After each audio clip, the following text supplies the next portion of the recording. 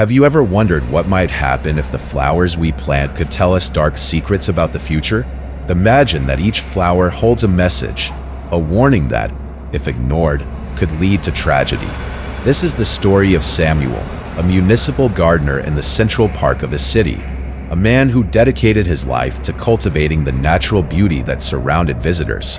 But what Samuel never imagined was that his love for gardening would lead him to the depths of a terrifying reality.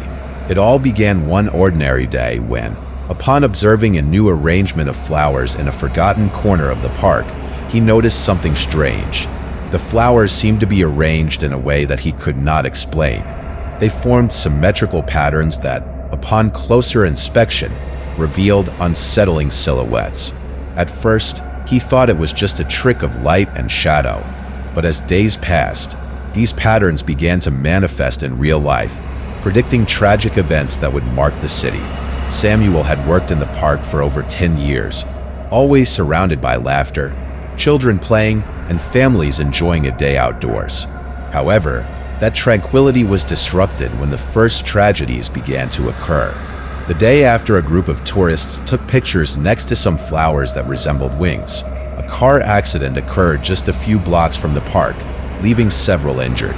Samuel, who had planted those flowers, could not shake the feeling that there was something more behind these unfortunate events. At first, he tried to share his concerns with his co-workers, but most laughed at him and dismissed him. No one believed that the flowers could have any meaning beyond their beauty.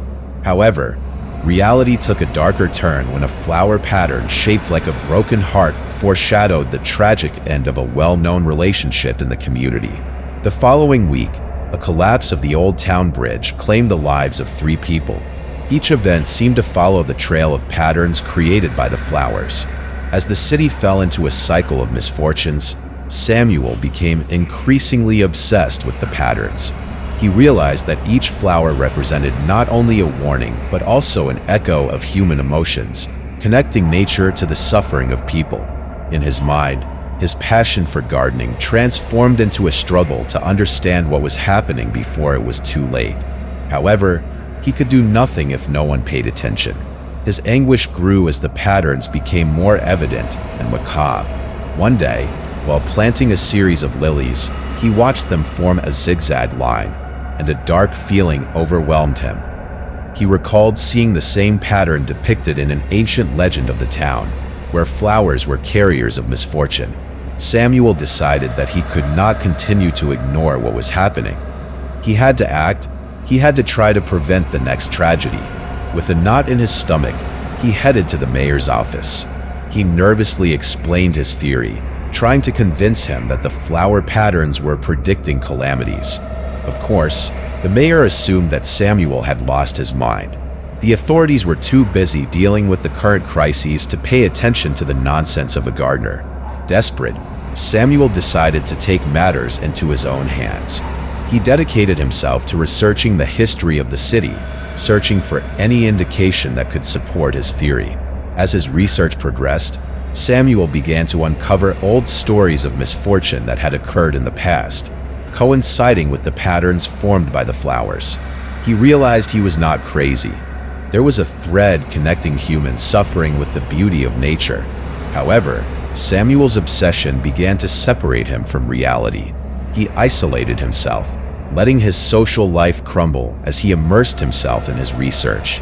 The laughter of the park and the bustle of daily life became distant echoes. That loneliness led him to dark places in his mind, where every flower he planted seemed to whisper sinister secrets.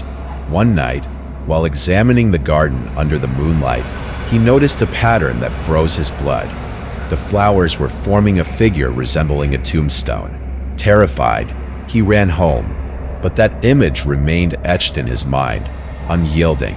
The thought that a new disaster was approaching kept him awake at night. Samuel decided to gather a group of close friends, those who had once enjoyed his company and work in the park. He spoke to them about the patterns and their warnings, about how each flower seemed designed to prevent tragedies, but their faces filled with skepticism. A friend, Laura, looked at him with concern and suggested that he needed professional help. Samuel felt his heart break. After all, he had trusted them to believe him. But the night he decided to ignore their comments, the flowers seemed to turn against him. By dawn, the air was thick with an inexplicable tension, and as he approached the park, his heart raced with anticipation for what he might find. Upon arrival, he saw visitors strolling carefreely among the flowers he had planted, unaware that a new pattern had already formed. A downward spiral that almost predicted an impending tragedy, Samuel shouted, warning the crowd to stay away. But his words were ignored, and laughter turned into desperation. In an instant, a piercing scream shattered the air. An accident had occurred in the park. A poorly maintained structure had collapsed, taking several innocent lives, including his friend Laura. The image of the flowers in his mind morphed into a sea of guilt and pain. He felt it was his responsibility, that everything he had predicted had come true. The echo of laughter transformed into wails, and he felt utterly alone, condemned by the warnings that no one heeded. Every flower he had planted now became a constant reminder of his failure. From that day on, Samuel sank into despair. He devoted himself to caring for the park, but the flowers no longer brought him joy.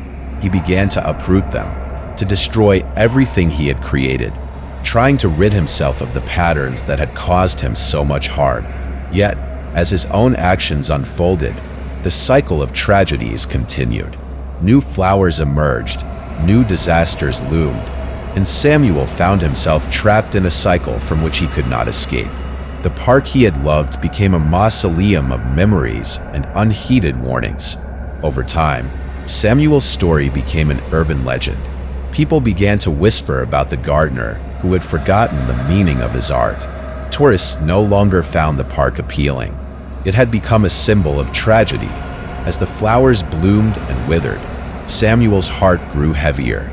In his quest to unravel the mystery of the patterns, he had lost his way, his purpose, and most painfully, those he loved most.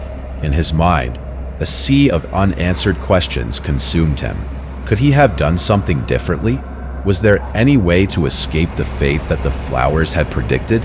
In the end, the patterns in the flowers continued, invisible to most, and Samuel remained trapped between the beauty of his art and the darkness of his reality. It was never too late to prevent the next tragedy, but fear kept him bound, unable to act. The sadness of his story lingers in the air like a bitter perfume that finds its way into the hearts of those who pass through the park, reminding us that sometimes what seems beautiful can hide a deep horror. So I invite you to reflect on what you have heard. If you ever find yourself in a place full of flowers, remember that what appears beautiful may also be a warning. If you enjoyed this story, don't forget to leave a like, comment on what you thought, and subscribe for more tales that will keep you on the edge of your seat. Until next time,